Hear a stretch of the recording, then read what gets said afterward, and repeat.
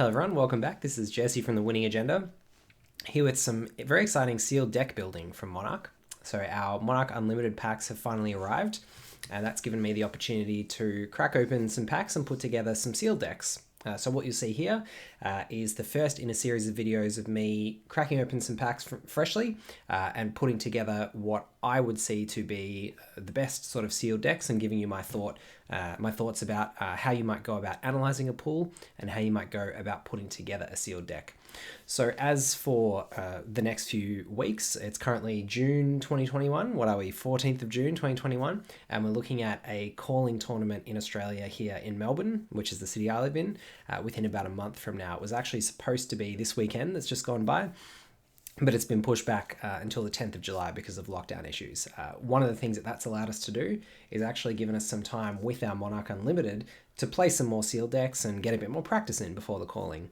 So hopefully for you other Australian players out there, or for you US players preparing for your calling events in September this year, this will be a little bit of additional help for you in thinking about how to go about building a sealed pool, how to go about analyzing the cards in your pool, and thinking about how to construct the most powerful deck with the cards that are available. So I hope you enjoy this first video, and we'll have some more videos coming out later this week with some more sealed pools, talking through how to build the best Monarch sealed deck possible. If you enjoy the video, don't forget to like and subscribe, and let me know in the comments if you enjoy this sort of content. Let's dive straight in. So let's dive straight in to the deck construction. I'll open up this box of nice fresh unlimited Monarch boosters. And one of the things that's really great about this sealed format is that each of the heroes has a different approach that you can take with them. They've got a really different approach to the gameplay, but I think with the generics and the talent cards, they've really constructed some things that work across the different heroes, which is really nice. So we'll get into that a bit more as we look at the cards in the packs, but there'll be several that I mention, kind of this could work in Chain or Bolton, or this could work really well in Leviathan or Prism, even though they're kind of generic or talent cards, for example. So we'll take our 6 packs, and we'll kind of take it pack by pack as we go and kind of pull out notable cards, and then we'll lay out the cards by faction and talent and see what we want to end up building. It's kind of generally my approach to sealed. So we can go through the commons as well. So Rifted Torment, blue, kind of mediocre. Hungering Slaughterbeast, red, a good hard hitter for Leviathan. So that's kind of a good powerful start. Another chain card, Rift Bind, yellow. Courageous Steelhand, one of the few attack reactions in the set. So something that you can kind of catch people out with. Herald of Protection, blue, probably one of the best Prism cards at common, which we'll discuss a bit more as we come to that. A couple of generics now coming through. Minnowism, Adrenaline Rush, Memorial Ground, Stony Wootenhog. Nothing particularly exciting. I might shift these over ever so slightly, so we've got space for the generics as well. And an Eclipse Existence, sideboard at best, but not a great card. Graveling Growl, yellow's okay. And we've picked up Majestic in pack 1, Herald of Erudition. So Prism, don't want to just end up playing Prism necessarily, because obviously Prism's, a lot of people have been saying that Prism's kind of the most powerful sealed character, sealed hero in the set. And certainly that was borne out by the recent calling results in Auckland. But, we've started off with 2 really powerful Prism cards out of our first pack, so we can't necessarily ignore that fact. Herald of Erudition, for those of you who aren't so familiar with the set, it's a majestic attack, so it's 2 cost attack action. I'll just try and get the focus on this. It's got Dominate, so it's 2 for 5 attack, 3 defense. If it hits, you put it in your hero's soul and draw 2 cards, and it's got Phantasm. So if they block with a 6 or more, it gets destroyed. So a lot of the Prism cards you'll see have Phantasm, which means in Sealed, if you're matched up against a Leviathan player, it can be a little more challenging, because they will have a lot of 6 attack actions to block with. But it also means that the 6 attack generic actions are a little bit more valuable. So you'll see often when you're watching drafts or when you're watching sealed pool builds of Monarch, that people value things like red pound for a pound, which is a 6, or red out muscle, a lot higher than a lot of the other generics, just because they can pop these Phantasm cards. Got another Herald at the end there, skipping ahead. So another good herald in the rare slot. So another Rifted Torment, which is okay for chain. Our chain pool not looking particularly strong at the moment. Leviah looking decent. Also, this Convulsions from the Bellows of Hell was the other rare in our last pack. It's okay. It's a blue, which is good for Leviah. It can set up... Being a blue, Convulsions is actually better because it gives Dominate if you hit a 6 or more card power attack, rather, when you banish the 3 cards as an additional cost to play it. So it gives Dominate regardless of whether it's blue, yellow, or red. The thing that's less good in the blue version is the amount of buff that it gives to your attack, but when you're Leviah, you care more about the Dominate than the level of the buff, and certainly being able to pitch the Convulsions early to pay for one of your other attacks, draw it later when you really want the Dominate, and then play it is kind of where you want to be. So I think blue Convulsions is a good one to have. Coming in for Boltyn here with a Take Flight, which is a really key card in Boltyn. So Take Flight, 1 cost attack, the yellow attacks for 3, it blocks for 3 as well. As an additional cost to play Take Flight, you may charge your hero's soul, and if you've charged this turn, it gains Go Again. So it allows you to charge, which turns on kind of Boltyn's natural hero abilities. It itself already has Go Again, so you can then come in with your hatchets afterwards. You can turn on things like your Courageous Steel Hand, which only gives a buff as an attack reaction if you've charged this turn. And you know that when you take flight, as long as you've got the resources to pitch to play the Take Flight, so say you pitch a yellow, you spend 1 on the Take Flight, you've got 1 floating, which you can use to attack with your hatchet. You charge 1 card with Take Flight, so that's so far a 3-card hand. 1 to pitch, the Take Flight itself, and the card you've charged. The Take Flight has Go Again, so you're attacking for 3, and you know you're going to be able to attack for at least another 2. And if they block either of these cards with an attack action, or actually if they block the hatchet specifically with an attack action, you can banish the card from your soul, give the hatchet Go Again, and then come in with the other hatchet potentially. It does start to be quite demanding, and that's one of the issues with Boltyn in terms of cards in your hand, that if you can't threaten enough damage back, then you can fall a little bit behind. A yellow Enigma Chimera, good pick up there. Another Courageous Steel Hand, another Trick, although the blue only buffs for 1, so perhaps not such a good card. And in Boltyn, you don't need quite so many resources. But yeah, Boltyn does demand a lot of cards in hand, so if you're not hitting back hard enough, then you can fall behind. So the red Stony Wootenhog is one of the ones that I mentioned, these red generics that have 6 power. Quite important in this format to note those, and almost certainly going to make it in your deck if you're playing Prism. It's obviously sweet to have another big attack, and it means that you can pop your opponent's Phantasms, because illusionist attacks don't pop Phantasms. So the Phantasm text actually says if it's defended by a non-illusionist attack with 6 or more. So in Prism, having Stony Wootenhogs and these other generics to pop your opponent Prism's Phantasm is also important. A Blood Tribute blue, not a great card. Rifted Torment red, a little bit better for chain, because obviously the reds are going to be attacking and hitting a bit harder. Another rare, a yellow Herald of Triumph, which is super sweet. A Warrior rare, a Plow Through. Again, the blue versions of these cards for chain, not exactly where you want to, for Boltyn rather, not exactly where you want to be at, because you don't need so many resources. And then a sweet Hooves of the Shadow Beast. Unfortunately for Leviah, we've already got an Ironhide Legs, so we're kind of doubling up on our equipment slot there if we were to play Leviah, which is a bit unfortunate.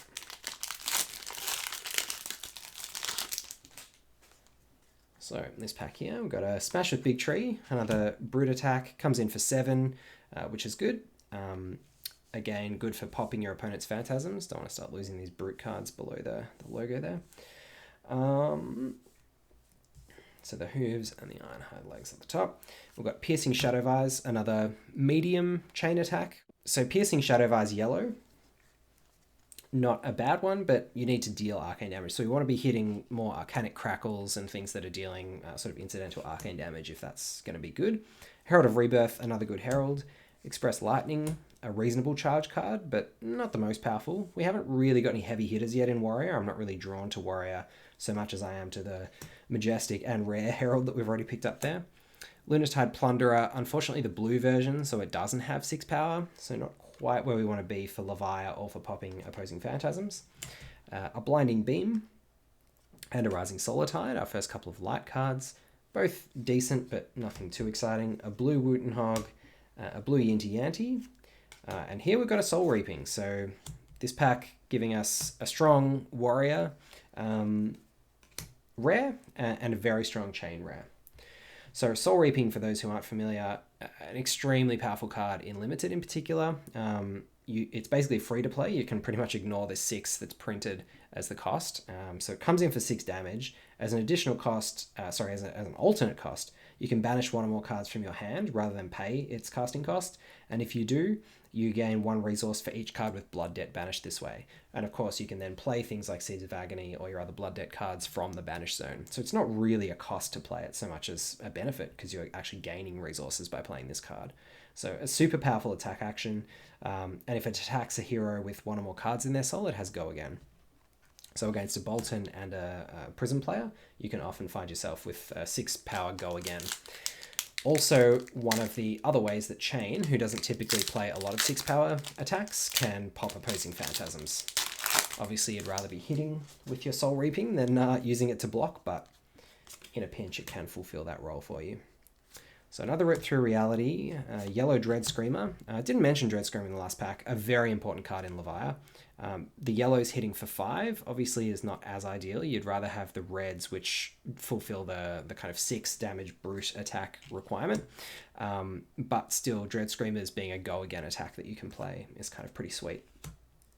A blue Spears of Surreality. Again, blues are more valuable in Prism. You're looking for more yellows and reds in Boltyn. Again, kind of a mix in Chain, although you want to have some yellows and reds to really pile the pain on with Chain.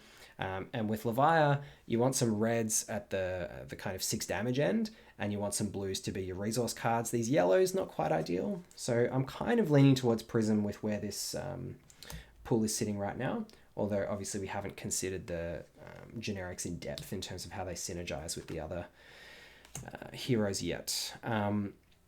Ghostly Visit. In red, a really, really nice one for Chain. So it comes in for 4 from the Banished Zone. Also obviously fine for Levire. And a yellow Lunatide Plunderer. Nice one for Chain or Levire. For popping opposing Phantasms and being a 6 power, it'll also help out with Levire. So we've got a Rise Above as our foil.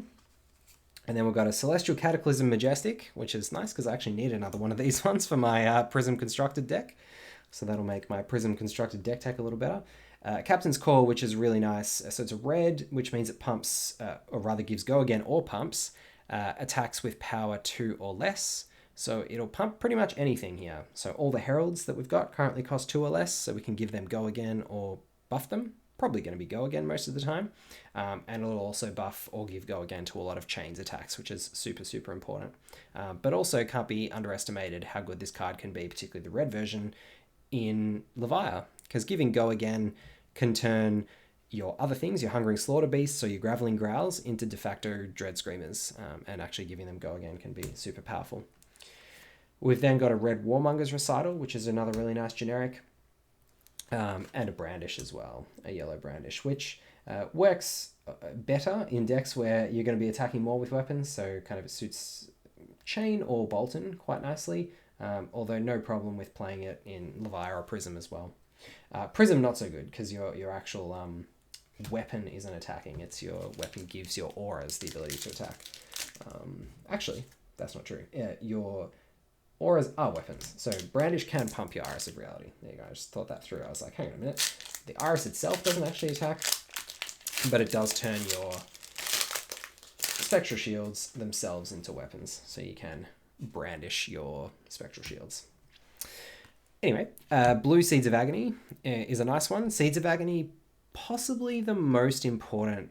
It's hard to say what the most important card is for Chain, but if you pile up the number of Seeds of Agonies that you have, it's really nice because it generates arcane damage, which turns on things like the Rip Through Realities Go Again, the Piercing Shadow Visor's additional damage, plus the fact that it's a non-attack action means you can play your Bounding Demigons from the Banished Zone, which we don't currently have any of, but which could be coming.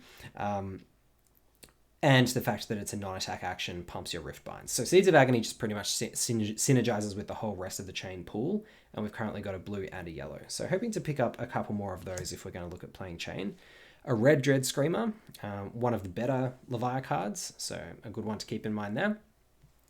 That we've picked that up because Just lost the focus. There we go. Because it's a 6 attack action and it's giving us go again. So that's exactly where we want to be. So we're starting to pile up some pretty good chain cards here now. A red Arcanic Crackle.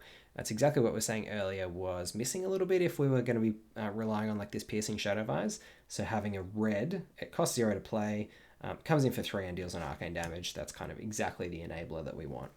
And we are running a little more shallow on the Prism cards, although as I say that, we pick up a red protection, which is again a really nice one to have.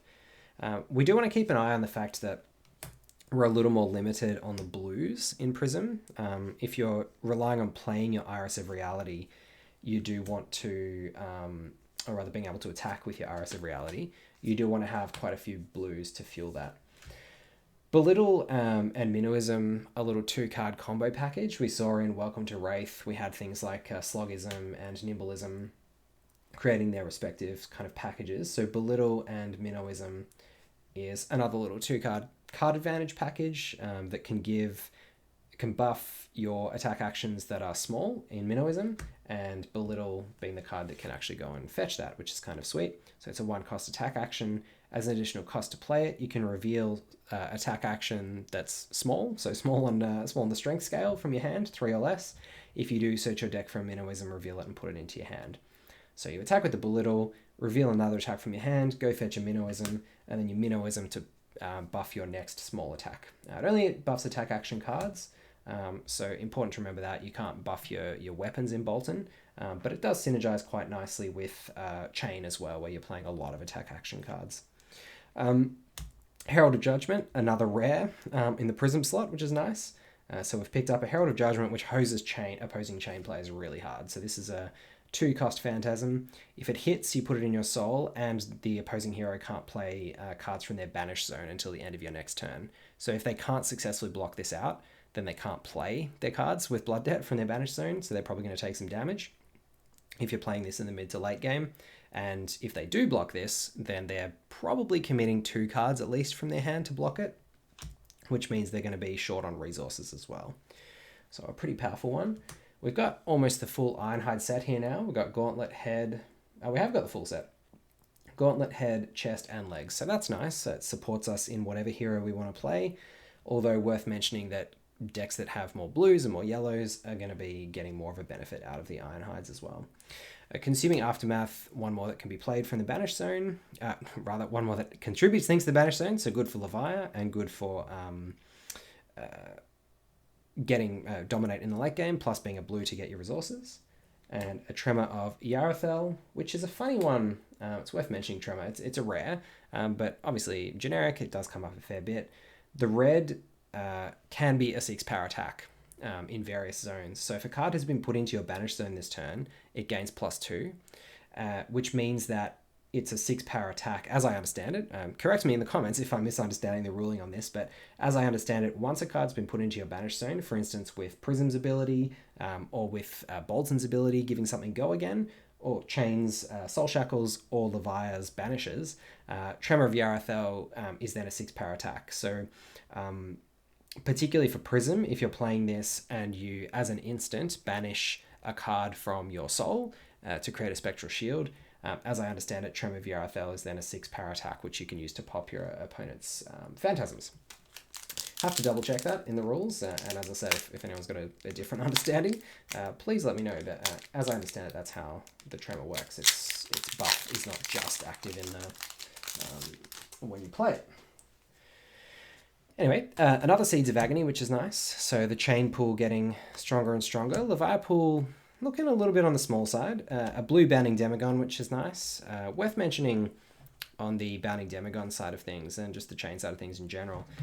Not the most powerful attack, obviously, a blue Bounding Demagon. It only comes in for 2 from the banished zone. But the fact that it's a free attack that you can pitch early to get on the bottom of your deck so that you hopefully banish it on a later turn means that on your big Blood Debt turns, you don't actually need as many resources, which is kind of nice. Engulfing Light, so more charge cards for Boltyn. Spears of Surreality blue. The fact that we've got 2 blue spears almost selling me on Prism here. A second swing. I think right now Chain and Prism are looking like the 2 that I'll be building up and seeing if we can make work. We've also got this Celestial Cataclysm, which is nice. And 2 Blinding Beams blue, which are actually really nice out of the sideboard, because if you're coming up against a Levia deck, firstly they pitch for 3, which is nice, but secondly against a Levia deck, they're free to play, and they can stop their 6s from popping your Phantasm, which is nice. Zealous Belting, yellow, unfortunately not the best. Surging Militia, brownish. So we have got a few blues in the generic section, which will also help us as Prism as well, if that is where we end up. And either Ironweave, so a bit of a buff to our chain chest piece. A Merciful Retribution, which I'm not even sure that I would play a lot of the time in Sealed, but we'll have to see what the rest of our deck looks like. And a blue Phantasmify, which is actually really nice.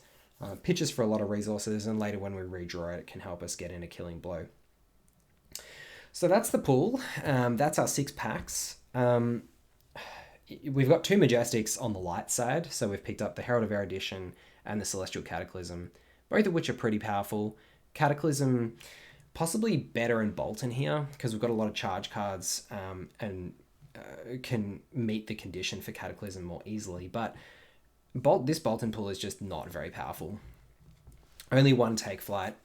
Engulfing Lights, Express Lightnings are fine, Bolts of Courage, but really nothing drawing me to that. So I think we can put the Bolton to one side as a start. As I said, this Captain's Call, the Warmonger's Recital, the Trem of Yarathel, great in Chain or Prism. So let's take a look. I think we could put the Levia to one side as well. There are a few nice cards here. We've got the 3 Dread Screamers, a blue and 2 yellows. We've got a couple of Smash with Big Trees, which also get in for a fair amount of damage. The Convulsions and a couple of Slaughter Beasts. 3 Slaughter Beasts again, 2 yellows and a red. But just not quite enough cards. Only 1, 2, 3, 4, 5, 6, 7, 8, 9, 10. And when you're building a 30 card deck, that means we're going to need 20 generics to make the deck work, really. We do have a few cards here that we could play in the Shadow pool, but these Shadow cards also lend themselves a little better, with the exception of Lunatide Plunderer, to Chain, because we've got a red Void Wraith, which is really nice to come out of the Banish Zone. We've got a Spew Shadow, which is also nice for Chain, because it can allow us to play our... some of our... Oh no, it's a blue, unfortunately. I was going to say it can allow us to play our... Soul Reaping out of the Banished Zone, but no, you can't target Soul Reaping with Spew Shadow, the cost's too high. But it can allow us to play Arcanic Crackles, for example, out of the Banished Zone, as well as just pitching for 3. We've got a Ghostly Visit, a Lunatide Plunderer, which is fine in Chain. Yeah, so I think really these cards are lending themselves better to Chain than to Levia anyway. So we'll put Levia to one side. Alright, so I think I'm gonna build up the Chain deck just to see what it looks like first, and then we'll come back to this Prism deck. So we'll put the Light and Prism cards to one side, and we'll think about which of these generics we want to play. So we know we put the Hooves over here with the Levia off to the side. So we've got either Ironweave and the rest of these Ironhide pieces as a start, which is nice. So a full set of equipment, whichever hero we go with, but with Chain we've got the extra in-faction equipment. So let's start with the Chain cards here.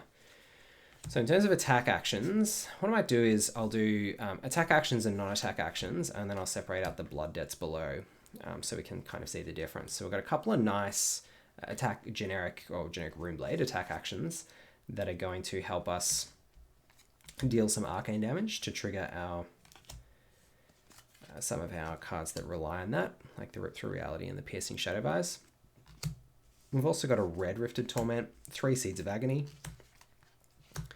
and a couple of other Rifted Torments here. So these are our blood deck cards, and these are our non-blood deck cards, separated into attack actions and non-attack actions.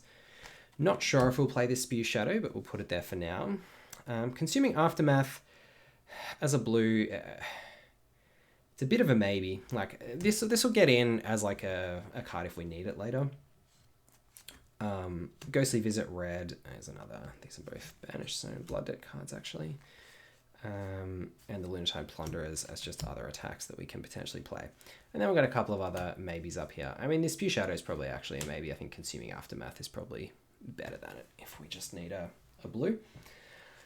So we're looking at 1, 2, 3, 4, 5, 6, 7, 8, 9, 10, 11, 12 cards that we can play from the Banished Zone. So 12 blood deck cards.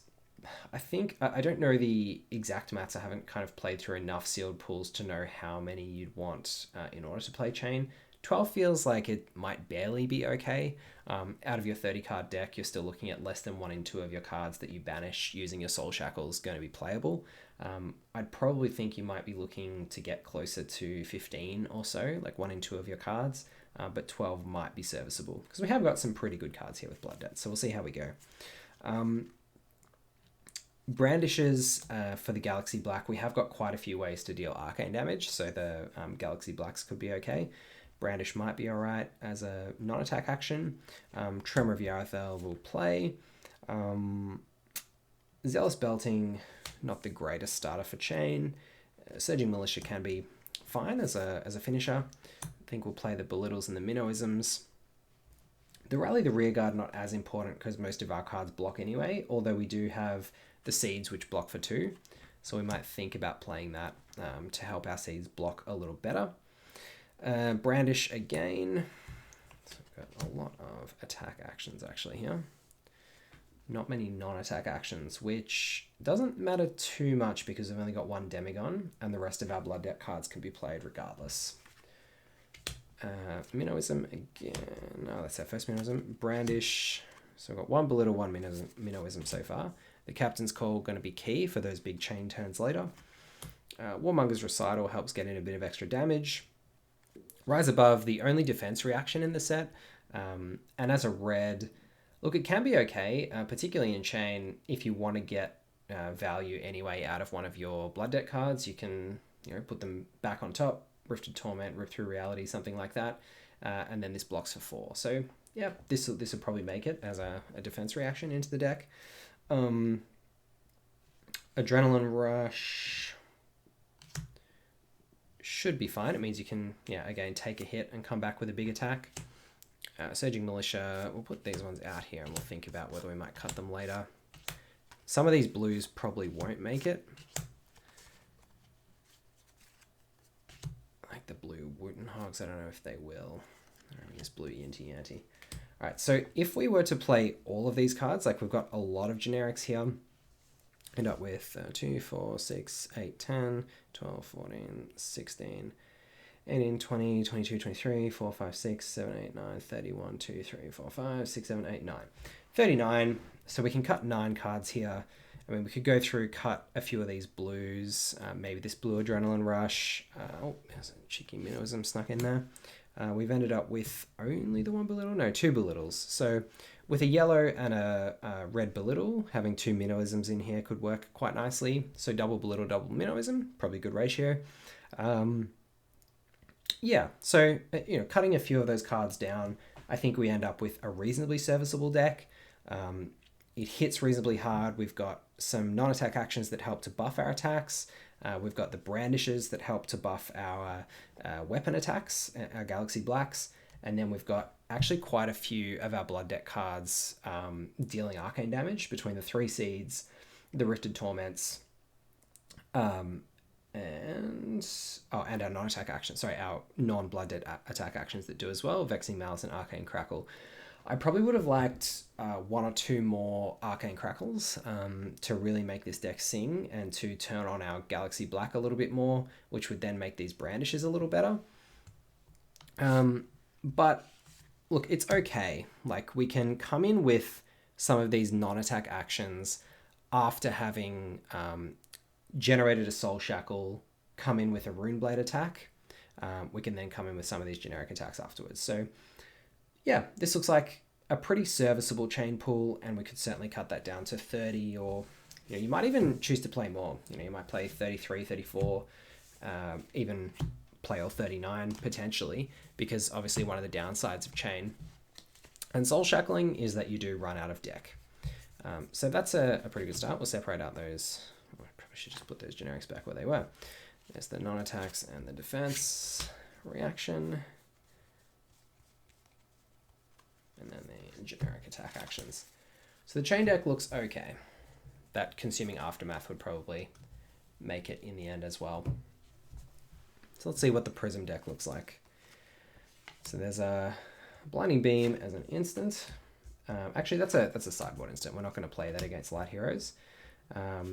We've got, let's separate this a little more. So the way I'm going to do the prism deck is a little different. I'm going to separate it into blues, yellows, and reds. Straight up here. So there's another Stony Wittenhog. So the key here is that we've got enough ways to generate cards in our soul to actually create our spectral shields, and then enough blues to actually be able to attack with our spectral shields consistently. So the brandishes, yeah, they can be okay, but I'm not sure whether they're exactly the kind of cards that are going to draw me to playing Prism. Rising Solitide's okay as another way to get cards in Soul. And then here, things like the Phantasmify, Merciful Retribution. Phantasmify can really help your Phantasm attacks get over the top. I might do the Phantasm separately here, actually. Get a little bit of a mess of this. So yeah, Celestial Cataclysm is a non-Phantasm attack. We've then got our no-attack actions. Let's just do the Phantasms here, again in blue, yellow, and red. So blue, yellow, red. Sideboard cards can go over there. And then some of our other action cards can go up here.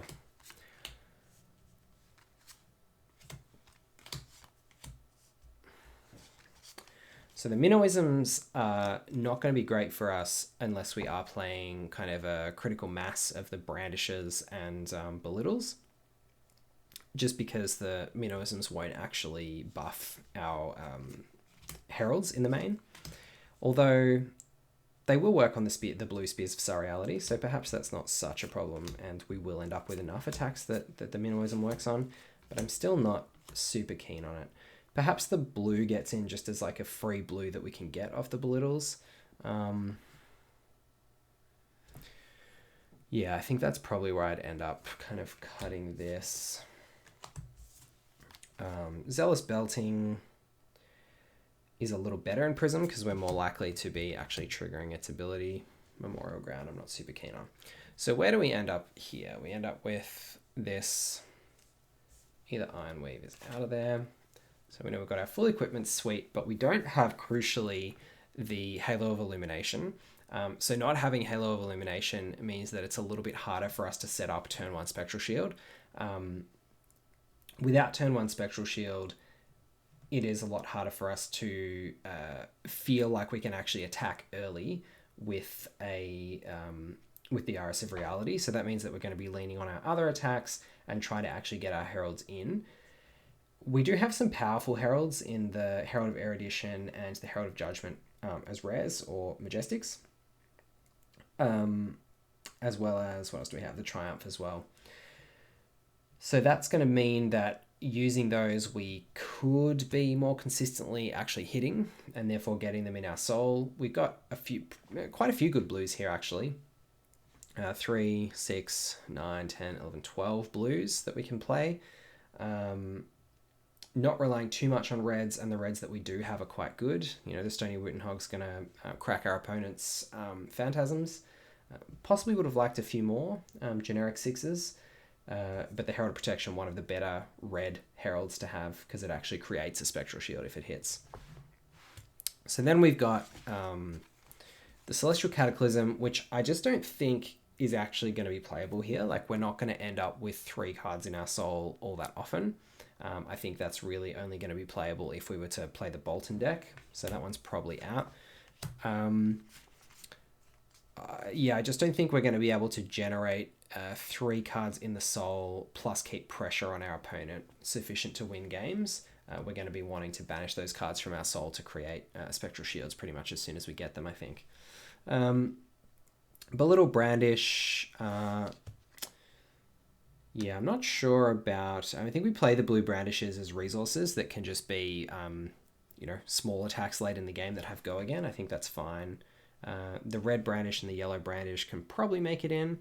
So what do you say? End up with 2, 4, 6, 7, 8, 9, 10, 11, 12, 13, 14, 15, 16, 17, 18, 19, 20, 21, 4, 5, 6, 7, 8, 9, 31, 2, 3, 4, 5. So 35 is probably about where you want to be most of the time. I like having between 33 and 35 cards so that you're not going to kind of exhaust first. if it does get into a bit more of a defensive game. This doesn't look like a super powerful Prism deck, but I think the fact that we've got the powerful Heralds, a couple of blue Spears, which are just exactly what you want in your blues, plus a blue protection, that we've got the red protection, we've got a couple of the Minnowism and Belittle combo, which can sort of help each other, and the Brandishes. You know, the Minnowisms are going to pump the Brandish. I think maybe this yellow Minnowism actually makes it back in. I'm not sure about this Merciful Retribution, actually. I think that probably just comes out. I mean, it helps to get a couple more cards in the soul, but it's really just itself that gets into the soul, and I don't think that's worth it for what you have to give to get there. Warmonger's Recital, Captain's Call. Yeah, I think this is going to be a decent Prism deck. You probably look at cutting... You don't want to cut too many of the blues because they're kind of your resources. Maybe one or two of these Adrenaline Rushes. You know, they're not the best. Although, you know, 2 for 6s coming in later can be okay. So yeah, maybe we do pretty much go with this as is. Zealous Belting, I can certainly see working well with a Pitcher Blue Blue Herald, for example. Play Zealous Belting, and then come in with another one cost attack with Brandish or something else later. Although we don't have heaps of Blue Heralds. Anyway, I think I would probably go with the Prism deck at the end of the day. The chain deck looked decent as well. Maybe just shy 1 or 2 Arcanic Crackles or ways to deal arcane damage. The pool, reasonably decent in terms of the generics. Would have liked 1 or 2 more 6-cost attack actions to be able to reliably pop my opponent's Phantasms. But yeah, I'd be reasonably happy taking either that chain deck or the Prism deck to a tournament. So hope you've enjoyed this sealed pool crack. We'll be back with some more sealed pools cracked, as well as some more constructed content and some deck techs later. But I've been Jesse Marshall for The Winning Agenda. Hope you've enjoyed the video. Cheers.